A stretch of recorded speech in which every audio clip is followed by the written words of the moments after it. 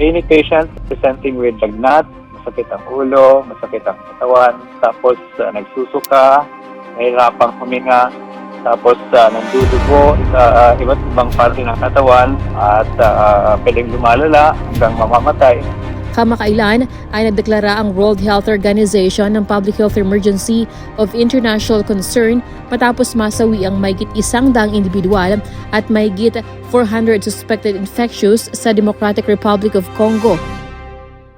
Laman ng balita ang Bundibugyo strain ng Ebola virus. Ito ang tinutukoy na dahilan ng pagtaas ng mga kaso sa ilang bahagi ng Africa. Pero ano nga ba ang Bundibugyo strain ng Ebola at paano ito naiiba sa ibang uri ng Ebola virus? Ang Bundibugyo strain ay isang rare o hindi karaniwang uri ng Ebola virus kumpara sa Zaire strain na mas madalas na sanhi ng outbreak.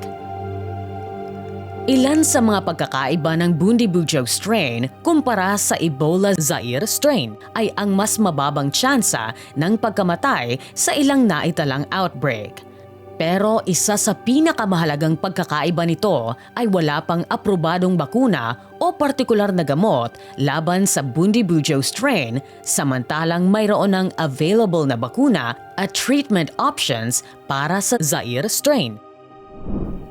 Tulad ng ibang uri ng Ebola, maaari rin itong maipasa sa pamamagitan ng direktang paghawak sa dugo o body fluids ng infected na tao, kontaminadong kagamitan o surfaces, at close contact sa taong may sintomas ng sakit.